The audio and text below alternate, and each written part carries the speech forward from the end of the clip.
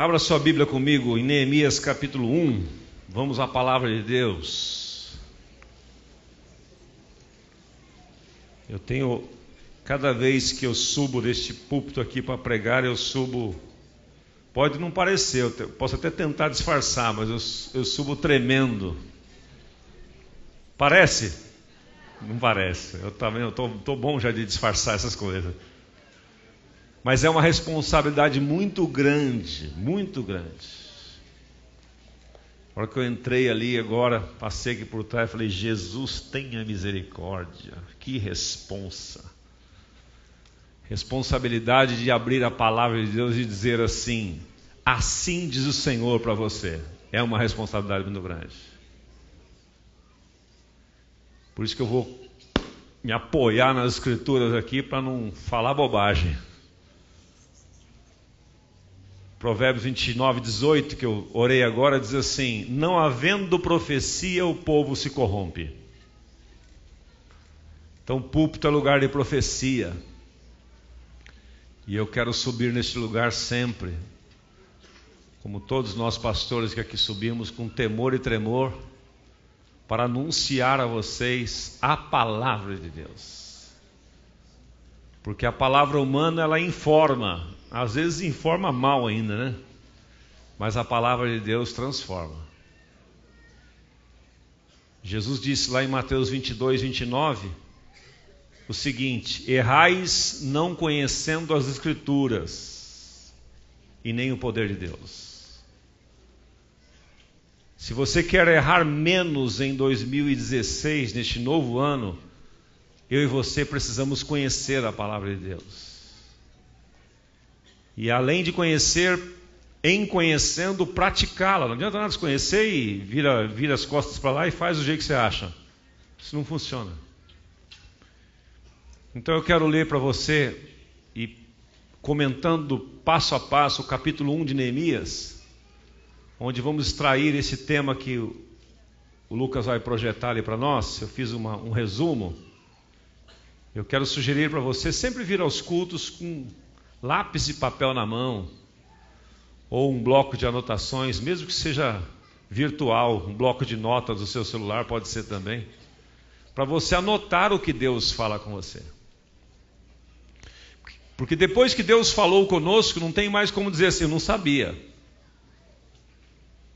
Então, quando Deus falar, preste atenção, porque depois daquele dia você não vai ter como mais dar essas desculpas esfarrapadas. Eu não sabia.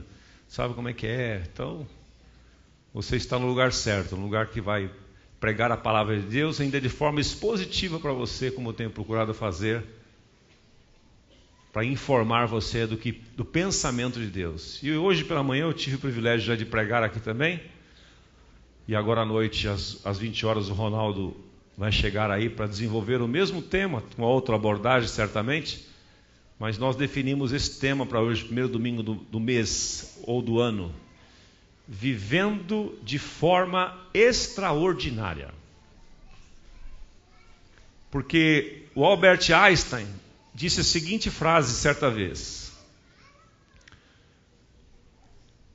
insanidade é você fazer as mesmas coisas e esperar resultados diferentes. Você faz tudo igual e aí você espera outro resultado. É como se você planta jabuticaba. Vai lá, compra uma muda de jabuticaba, nasce aquele pé de jabuticaba lindo, eu acho o pé de jabuticaba lindo. Aí depois fala assim, nossa, com vontade de chupar uma laranja, eu vou lá no pé de jabuticaba. Mas você plantou jabuticaba, não vai ter jabuticaba, não vai ter laranja, vai ter jabuticaba. Muitas vezes, e eu sempre me lembro disso nos começos de ano, muitas vezes nós queremos resultados diferentes deste ano 2016, não queremos? Só que se nós não tomarmos cuidado, nós não mudarmos alguns hábitos na nossa vida, nós vamos fazer tudo igual. E aí depois, no final do ano, se espantar com o resultado que deu igual. Então esta palavra que eu quero compartilhar com você, é o que está no meu coração, um desafio pessoal que eu quero transferir para você. Vivendo de forma extraordinária.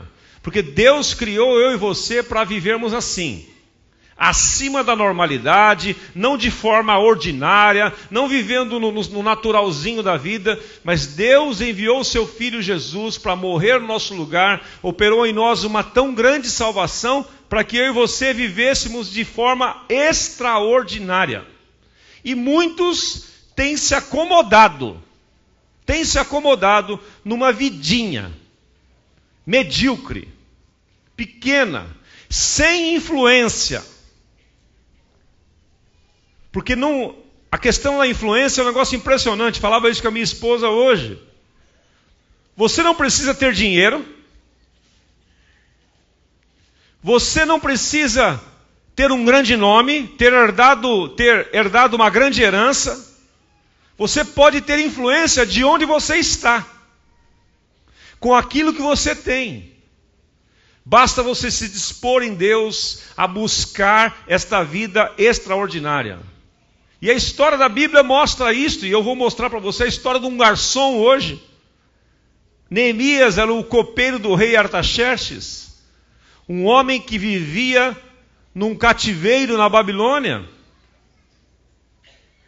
Ele não era um filho de Davi, filho de Salomão, filho de Saul, filho de um rei, morou num castelo. Puxa, o cara tem influência. Não, ele era um garçom.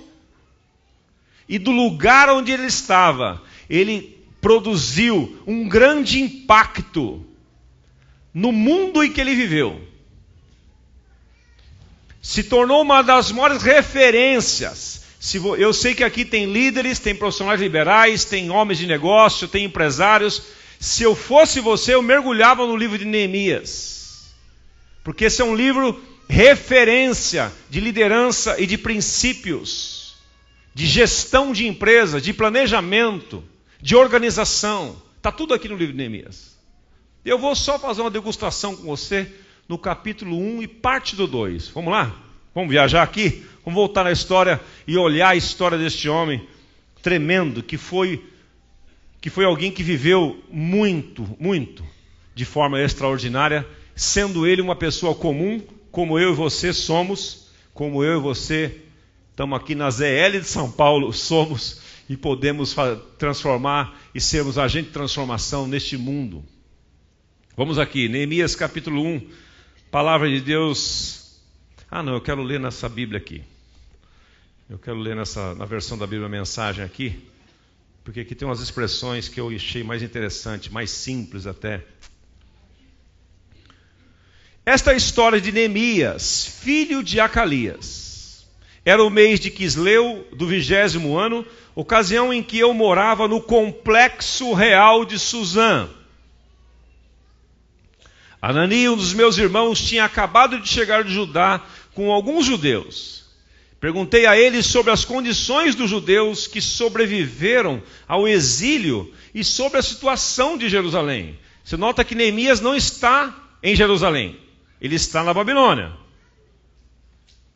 E de repente apareceram lá dois irmãos, dois compatriotas dele, e ele perguntou: como é que está a situação do meu povo? Como está Jerusalém? Como está a minha cidade? E o detalhe aqui que esta versão da Bíblia Mensagem traz, diz que ele morava no complexo real de Suzã. Quer dizer, ele estava protegido de todos os problemas. Enquanto a cidade dele estava um caos, ele estava numa redoma. E como eu comentei hoje de manhã, né? De repente ele podia ser daqueles caras assim, dizer: puxa, como Deus é bom comigo, né? Todo mundo lá destruído. Deus me protegeu, eu sou o queridinho de Deus. Mas ele não fez isto. Ele não agiu de forma egoísta. Ele olhou para o próximo. Ele olhou para fora. E veja só o que aconteceu em função disso. Ouviu a notícia sobre as condições de judeus, daqueles que sobreviveram ao exílio e sobre a situação de Jerusalém. A resposta deles foi: a condição dos sobreviventes do exílio que ainda estão na província é péssima. Eles enfrentam muitas dificuldades. Os muros de Jerusalém continuam em ruínas, e dos portões de Jerusalém só restam cinzas. Quando ouvi isto, sentei-me e chorei. Durante vários dias a tristeza me dominou. Fiquei sem comer nada, orando ao Deus dos céus. Quando ele ouve a notícia, seu coração se enche de compaixão e ele vai para a oração. E aí, ele mesmo registra a sua oração aqui, né? Eu disse: ó eterno Deus dos céus, Deus grande e tremendo, que és leal à tua aliança e fiel a todos que te amam e obedecem aos teus mandamentos. Olha para mim. Ouve a minha oração, presta atenção às súplicas que teu servo tem dirigido a ti dia e noite, intercedendo pelo teu povo, Israel, confessando os pecados deles. Eu mesmo e meus antepassados estamos entre os que pecaram contra ti. Fizemos muito pouco caso de ti, não obedecemos ao que nos ordenaste, ignoramos os teus mandamentos, desrespeitamos as determinações que deste ao teu servo Moisés. Lembra-te que alertaste teu servo Moisés, dizendo: se vocês me abandonarem, eu os espalharei aos 4 cantos da terra. Mas se voltarem para mim e fizerem o que eu disser, reunirei todos que estiverem dispersos, onde quer que estejam, e trarei de volta ao lugar em que estabeleci o meu nome. Eles são teus servos, o povo que libertastes de maneira poderosa e impressionante. Ó Senhor, ouve a oração do teu servo e de todos os que honram o teu nome. E aí ele é pontual na oração agora, né? Permite que o rei concorde com o meu pedido que farei hoje. Na época, eu era encarregado de servir a bebida ao rei. Capítulo 2, versículo 1. No mês de Nisan, passado um tempo, né? No 20º ano do rei Artaxerxes, na hora de servir o vinho, fui levar a bebida ao rei como de costume. Eu nunca tinha ficado constrangido, triste, na presença do rei. Por isso, ele me perguntou: você parece abatido. Não está doente ou deprimido, está? A pergunta me deixou ainda mais perturbado. Respondi: vive o rei. Como eu não estaria abatido, se a cidade na qual todos os meus familiares estão sepultados está em ruínas, e só restam cinzas dos seus portões? Eu quero chamar sua atenção aqui para um detalhe. Muitas vezes nós queremos dar respostas muito objetivas para as pessoas. Respostas prontas. Respostas prontas. A pessoa traz um problema para você, você dá uma resposta pronta. A pessoa te faz uma pergunta, você dá uma resposta pronta. E quando eu e você fazemos isso, nós não provocamos reflexão nas pessoas. E este é um princípio. Certa vez eu estava vendo aquele canal Futura e eu aprendi uma lição ali. Quando fez uma chamada do próprio canal, uma propaganda dele, e aí acabou com o seguinte slogan: não são as respostas que movem o mundo, mas sim as perguntas.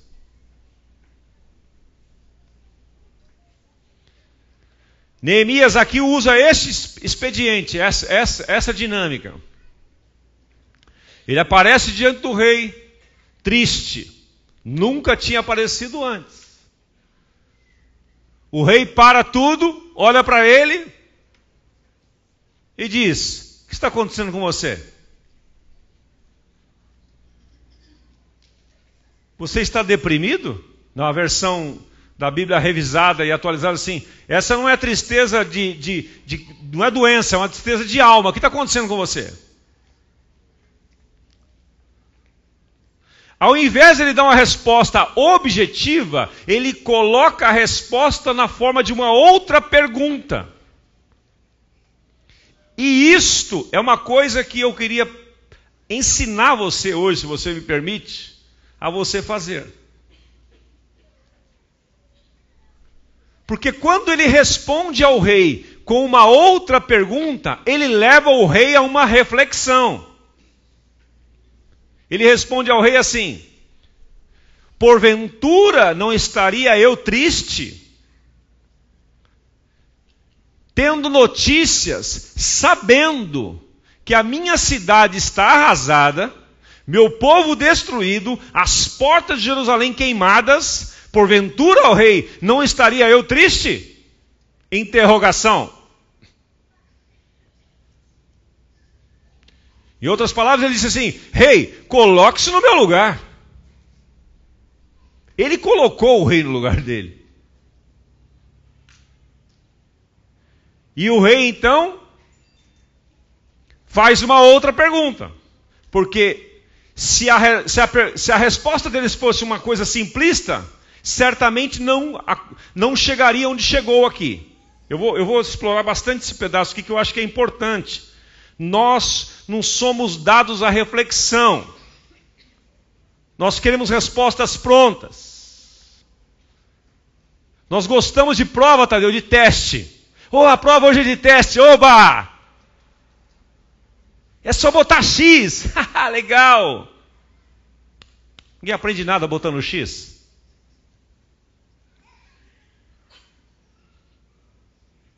Tá aí a prova dos Enems da vida, né? Enquanto tá para botar X, a moçada preenche tudo. Olha que para fazer uma redação desse tamanho, sai cada pataquada, porque nós não sabemos refletir. Irmãos, eu estou vendo universitários, pessoas pós-graduadas, que não sabem falar. Escrever então, hein, Silvia? Misericórdia. Não sabem escrever. Não sabem desenvolver um raciocínio. Não conseguem ser claros nas coisas. Sabe por quê? Não leem. Nós somos uma geração de gente do que apertar um botão do instantâneo. Não é assim, gente.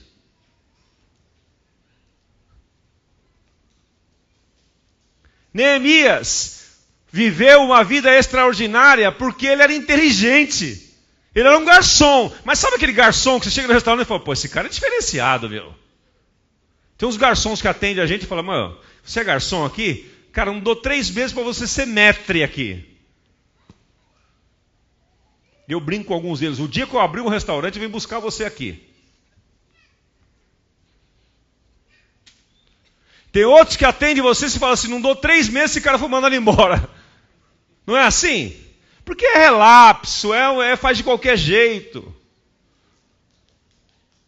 Perguntaram para John Rockefeller Jr., né? Qual é o segredo do sucesso? Ele disse: não tem segredo, não tem segredo, é simples. Mas como simples? Não pode ser simples, não é simples. Faça as coisas comuns de forma incomum, você vai ter sucesso. Todo mundo lava carro, mas você, quando lava o carro, o cliente chega e fala assim: caramba, o que você fez no meu carro? Você encerou ele? E aquela poeira que tinha aqui dentro? Não, senhor, eu tirei com o pincel. Pincel?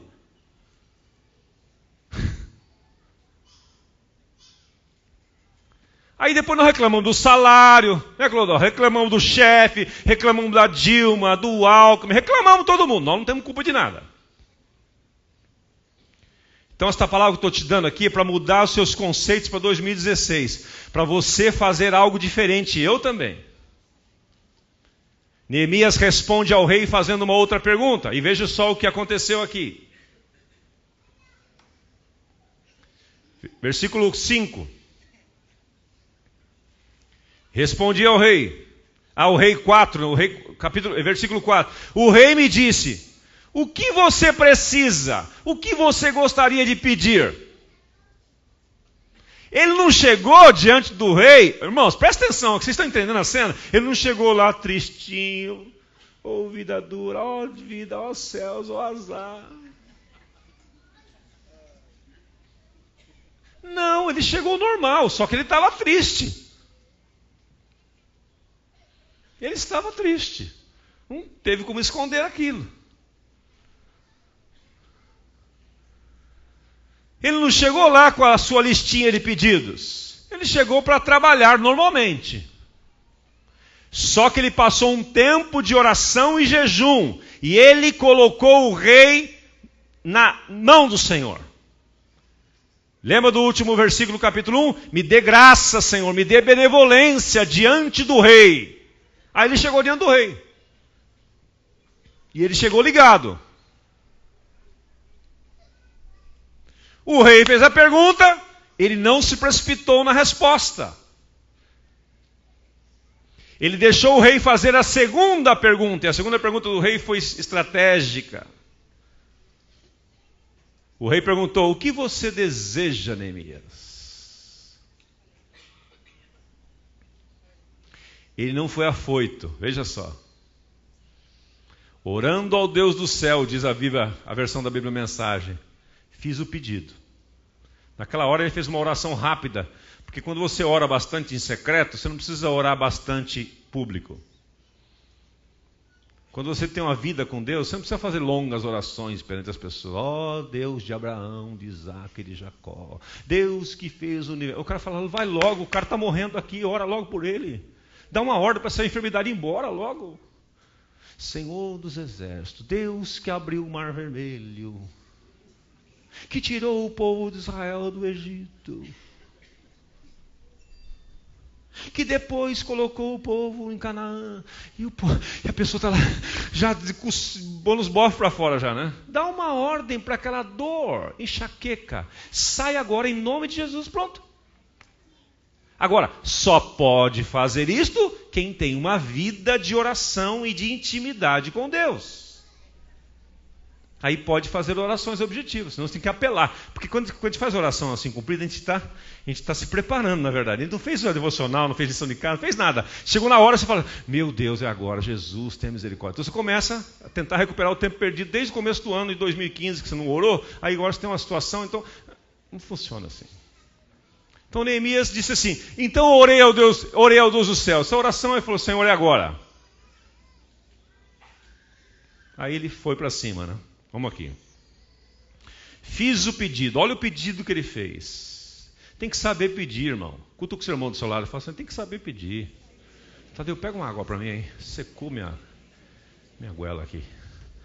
Tem que saber pedir. Cutuca o outro agora e fala assim, tem que saber pedir. Saiba pedir, pô. Saiba pedir. O que você precisa? Abre aspas. Se o rei está contente comigo, olha o pedido dele. Tudo é pergunta. O cara sabe demais. Se o rei está, condicional, se o rei está contente comigo e acha que sou um bom funcionário, dá-me permissão para ir ajudar até a cidade na qual meus antepassados estão, para que eu possa reconstruí-la. Olha o pedido dele.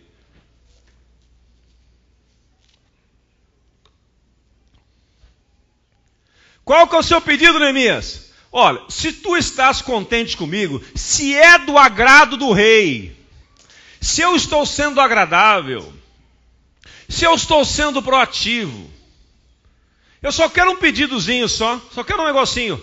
Me libera por um tempo que eu vou ali em Jerusalém reconstruir e já volto. Imagine se você é o rei. Fala, pera um pouquinho, quem é esse cara? Como assim você vai ali reconstruir Jerusalém e voltar? O rei sabia como Jerusalém estava. Nesta hora o rei foi pego de surpresa. Pera um pouquinho, diante de quem que eu estou aqui? Quem é esse garçom? Era alguém que estava vivendo de forma extraordinária. Porque era um homem de Deus. Versículo 6. O rei, tendo a rainha sentada ao seu lado, acho que ele deu aquela olhadinha para a mulher assim, assustado, né? Sabe quando o cara dá uma olhadinha para a mulher e fala assim, e aí, o que faremos? A mulher falou assim, deixa ele ir. Fez só assim com a cabeça, sabe? Deixa ele ir, esse cara sabe o que quer. O rei com a rainha sentado ao seu lado disse: quanto tempo você precisa para realizar esse trabalho e quando estará de volta? Imagine só se ele fala assim: não sei, isso eu não sei. Como é que o senhor quer que eu vou saber tudo? Eu sei que eu tenho que ir lá, não sei não sei quanto tempo, não sei nada. Aí o rei fala assim: então você não sabe nada, quando você souber, você volta.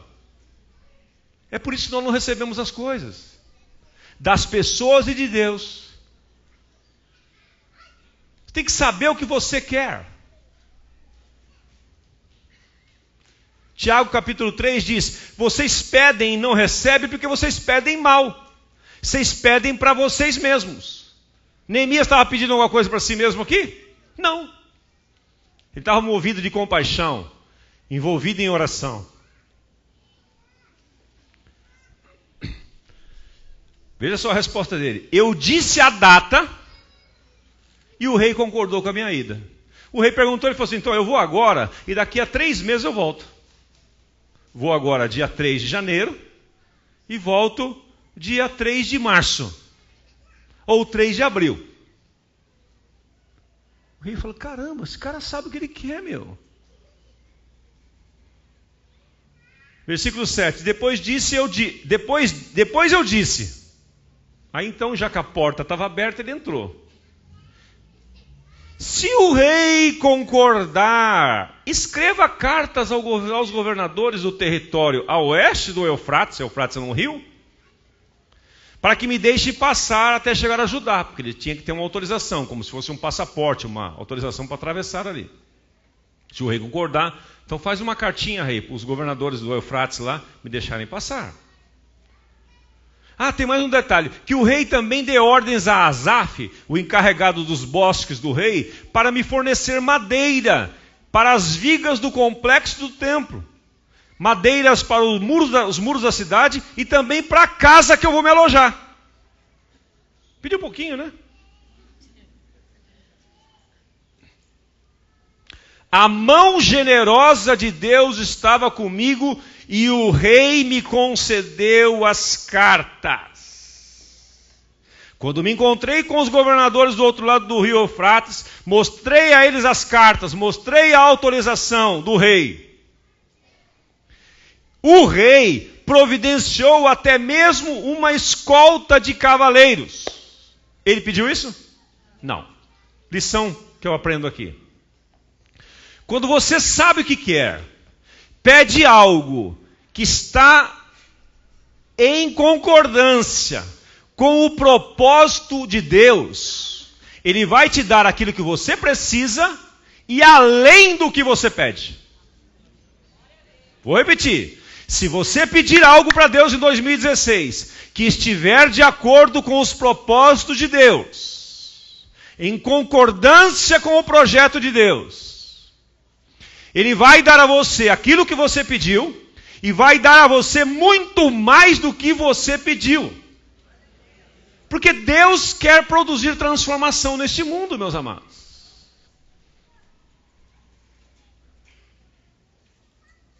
E aqui tem relacionamento de autoridade, tem um monte de lição. Não dá para explorar tudo agora, que já foram 20 minutos nessa introdução. Então vamos à pregação agora, senão... Vamos lá, agora eu tenho que ser rápido aqui, por favor. Ingredientes para você viver uma vida. Olha os ingredientes ali. Aula de culinária agora, entendeu? Quantos gostam de aula de culinária aqui? Eu adoro. Sento com a minha mulher na televisão, a gente fica curtindo. Aí eu falo para ela: vai meu bem para a cozinha fazer um negócio desse aí para nós, vai. Aí eu vou lá, ajudo e tal, atrapalho pra caramba, mas estou lá. Era um sonho dela que eu aprendesse a cozinhar de longos. Ela está conseguindo, né, Cláudia? Receita. Agora essa receita é o seguinte: não adianta você querer mudar a receita. Falando, sabe o que é? Não vou fazer não. É que nem você vai fazer um bolo e fala assim: não vou pôr farinha não. Vou pôr fubá.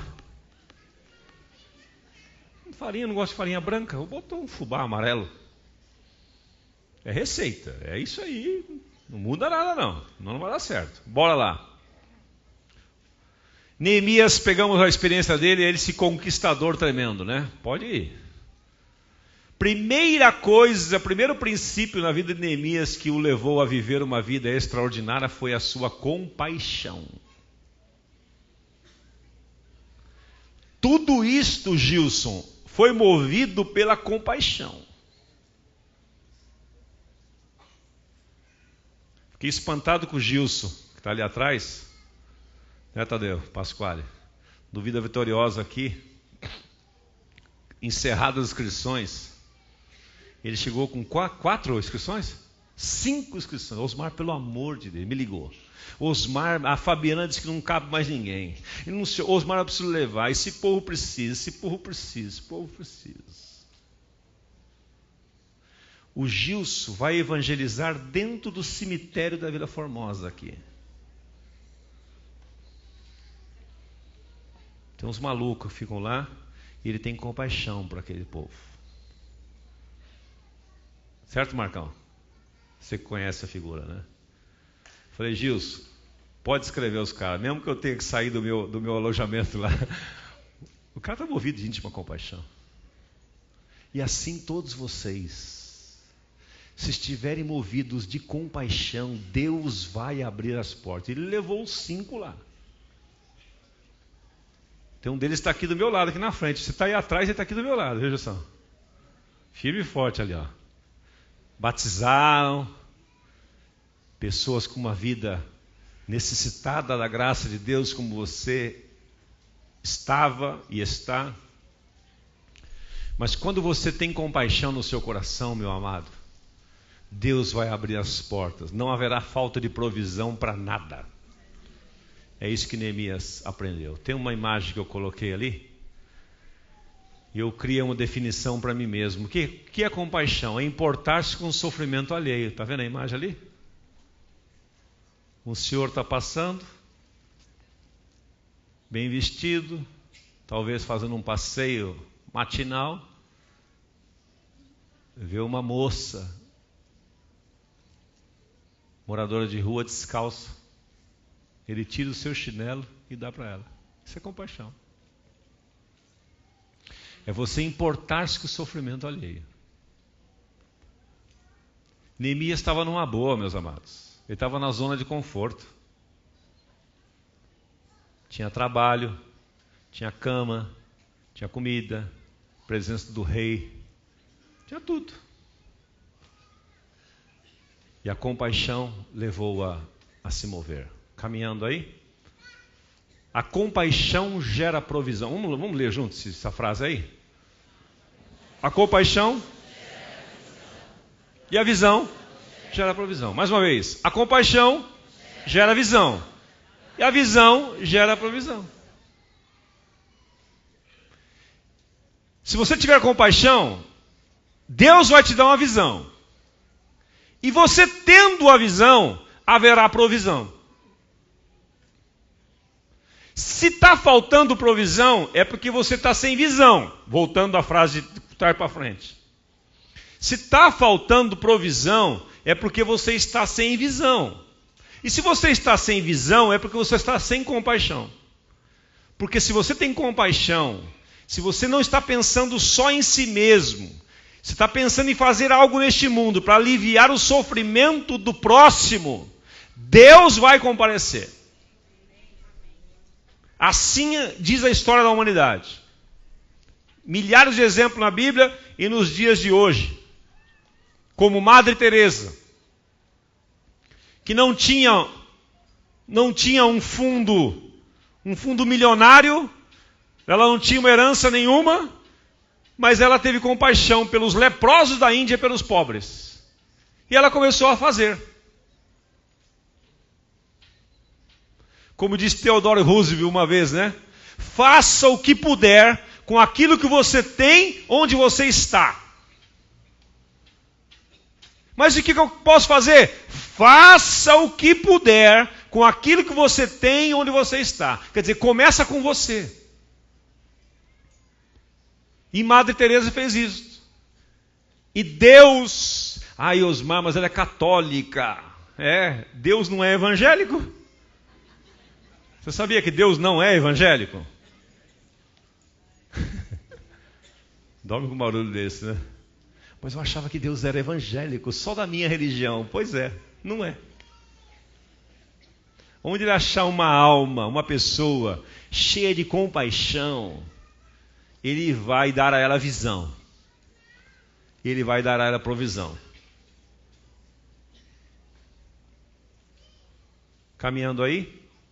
Segunda coisa que Neemias praticou. Segundo ingrediente. Primeiro, qual foi? Compaixão. Segundo, oração. E aí põe um jejumzinho junto aí. Ele disse lá para o rei: eu estive triste por vários dias. Segundo os cálculos ali, são quase 3 meses, 3 ou 4 meses que ele ficou orando e jejuando. Para chegar naquele momento na presença do rei. Não foi precipitado.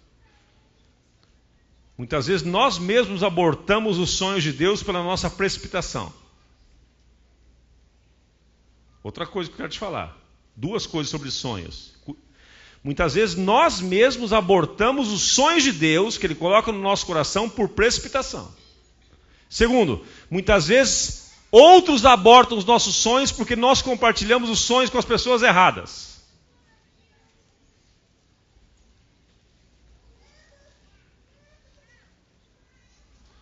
Ele orou e jejuou. Pode virar aí, Lucas. Eu gostei dessa frase do Rick Warren que diz: as pessoas podem recusar o nosso amor ou rejeitar nossas palavras, mas não têm defesas contra as nossas orações. Ah, não quero saber do seu Deus, não quero saber da sua comunidade, não quero saber do seu G100, não quero saber. Não quero saber nem de você. Porém, elas não têm defesas, porque a oração penetra tudo e todos. E Neemias praticou isto. Ele orou. Ele influenciou através da oração o coração do rei. E quando ele chegou para pedir, meu amigo, não tinha jeito. O rei foi marionetado pela soberania e pela vontade de Deus. Eu tenho para mim, que quando você ora em relação a um projeto de Deus, e você tem autoridade sobre você que vão dar o sinal verde ou não para você fazer algo, quando é a vontade de Deus, Tadeu, mesmo que essas autoridades não queiram, elas dizem sim. Engraçado isso. Sabe por quê? Provérbio 21:1 me garante isto. Como ribeiros de águas, assim é o coração dos reis nas mãos do Senhor. Tudo quanto Deus quer, Deus inclina o coração do rei. Você acha que Neemias, sendo um cara desse aí, o rei queria abrir mão dele por sabe lá quanto tempo? Queria nada. Mas abriu. Não é, Natalina? Abriu.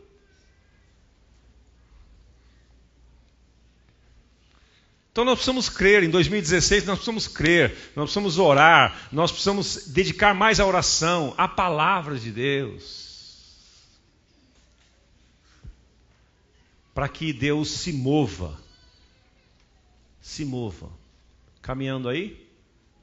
Terceira coisa que você precisa praticar em 2016 e aperfeiçoar: planejamento. Nós também não somos uma nação muito dada ao planejamento. Nós somos dados ao improviso. A gente vai indo, no final vai dar certo. Às vezes não dá certo não. Vai dar mais errado do que começou agora. Neemias tinha planejamento. Eu pensei uma frase aí na próxima imagem, que diz assim: a maioria das pessoas não planeja fracassar. Elas fracassam sim por não planejar. Então você tem que ter um planejamento. Planejar. Por isso, nós colocamos nas mãos de todos aqui no dia 27, vamos colocar nas mãos de quem não pegou no dia 27, este folder. Meus planos para 2016. Está lá na tela para você. Meus planos. E aqui tem 4 áreas da nossa vida para ajudar você, dar norte para você planejar. Como vou planejar meu relacionamento com Deus? O que você pode melhorar no seu relacionamento com Deus em 2016? Anote abaixo e firme um compromisso de tornar sua lista um hábito. Estava agora vindo para casa, fui almoçar com um casal de amigos e estava ouvindo a Band News e o cara falando, né, uma entrevista lá dessas coisas de final de ano, os caras dizendo, né, qual é o hábito que você deseja eliminar em 2016? E quais são os novos hábitos que você deseja adquirir? É disso que nós estamos falando. O que você quer eliminar na sua vida? Qual é um hábito que não é saudável na sua vida?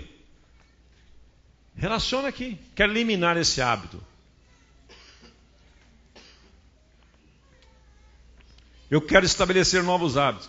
Meu relacionamento familiar, que é o segundo item. O que vou melhorar em 2016 no relacionamento com meus filhos, com a minha esposa? Terceiro, meu trabalho, meus estudos. O que é que eu vou fazer? Que cursos eu vou fazer? Como é que eu vou me tornar um funcionário melhor este ano? Osmar, mas eu coloquei propósito ano passado, não consegui cumprir. Renova ele e põe de novo aí. Quem sabe agora vai. Tem vários que eu vou renovar eles aqui. Eu não posso desistir.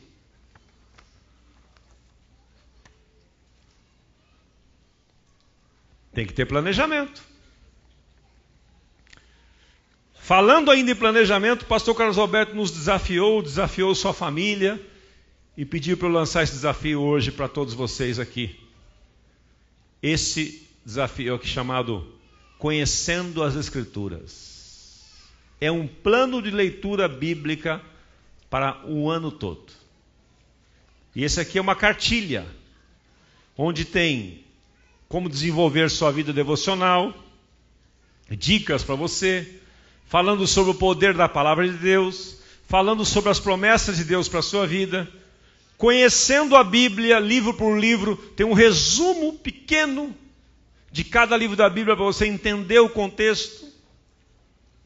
Todos eles. E aí tem aquele que eu pus na imagem ali, ó, o plano de leitura, está lá.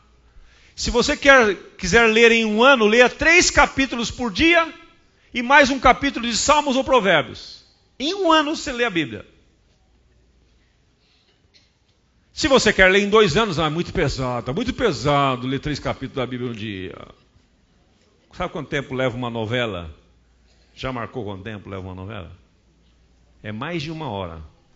Um joguinho de futebol, meia boca, daquele que você sofre nele e teu time ainda perde. 1h30. Fora o intervalo, 1h45.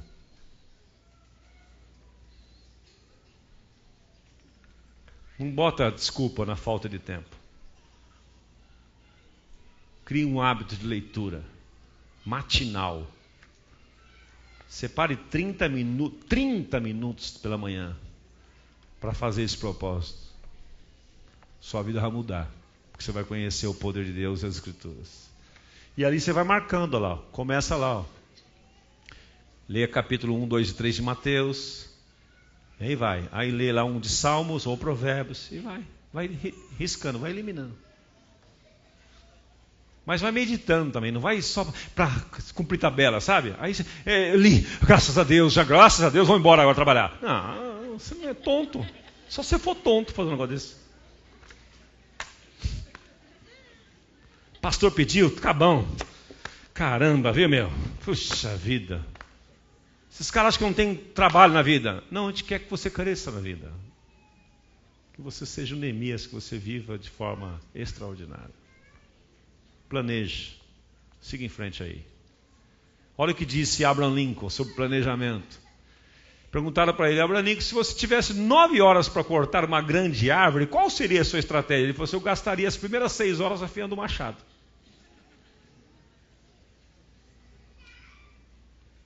Sabe por quê? Porque ele conhecia a Bíblia. E Salomão escreveu lá em Eclesiastes capítulo 10, versículo 10, o seguinte: se o machado estiver afiado, temos que fazer força dobrada, mas o sábio afia o seu machado. O tolo não. O tolo sai dando pancada na árvore. Se mata, Marcelo, e não derruba a árvore. Se você deixar o machado perder o corte e não o afia, terá que trabalhar muito mais. É mais inteligente planejar antes de agir. Foi o que Neemias fez. Quando ele chegou diante do rei, orou a Deus com compaixão, orou, jejuou, planejou tudo na sua cabeça. Quando ele chegou diante do rei, o rei pediu, ele falou, olha, está aqui, ó. Estava tudo pronto. Leia o livro Neemias, acrescente Neemias nessa listinha aí, já antecipa, já vai lá na frente, já põe o X. Neemias já eliminei. Tem gente que é assim, né? Mas foi isso que o nosso querido Abraham Lincoln fez. Tadeu, vem aqui do meu lado que eu estou falando muito. Eu preciso ficar com você. Vem aqui, Guga, já, os tecladistas, já vem aqui fazer aquela pressão em cima de mim assim. Porque são 7h15 já, meu Deus. Tá gostoso, não tá o papo? Tem um café aí, Bruno?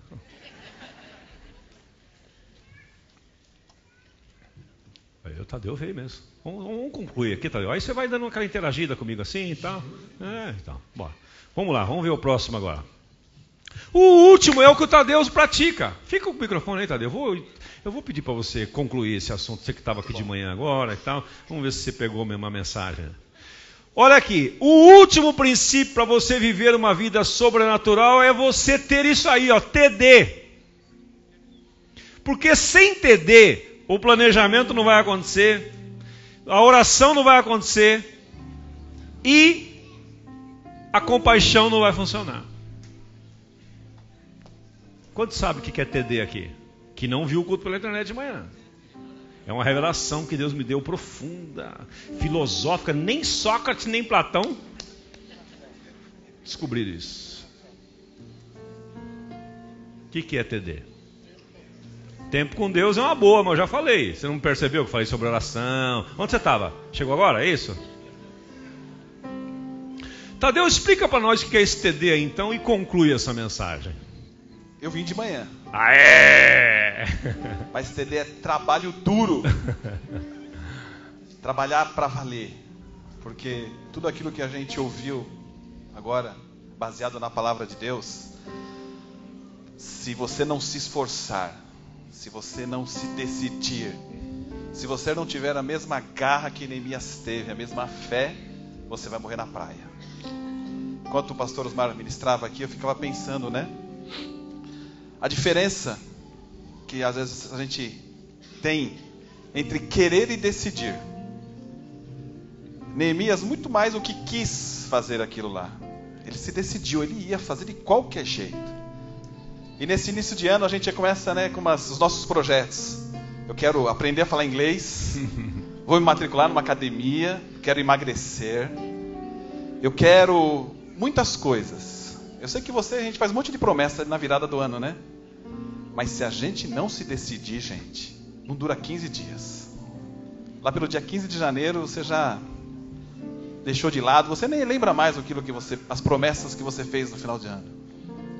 Quero ser um pai melhor, quero ser um marido melhor, quero ser um empregado melhor, quero ser um patrão melhor, quero fazer os meus projetos. Se você não levar a sério esse nosso folderzinho aqui, que nós vamos falar durante todo o mês sobre ele, vai ficar dentro da sua Bíblia e daqui a pouco você vai colar chiclete nele e vai jogar fora. No mês de fevereiro, mais ou menos. Então, trabalhar duro para que as coisas aconteçam. É se esforçar. É fazer melhor. 2016 vai ser melhor do que o ano de 2015? Eu creio que vai. Mas vai depender de nós. Amém. Vai depender da nossa posição, da nossa decisão. Eu decido fazer melhor. Eu decido obedecer a Deus. Eu decido ler as Escrituras. Eu decido ter um tempo devocional. Eu decido. Não é só querer. Querer todo mundo quer. Eu sei que você não está aqui. Se você não quisesse, você não estaria aqui. Mas é muito mais do que querer. É decidir. Eu quero ser um marido melhor, mas eu preciso decidir ser um marido melhor. Eu tenho que tomar atitudes práticas. Eu quero ser um pai melhor, mas eu preciso me decidir por isso.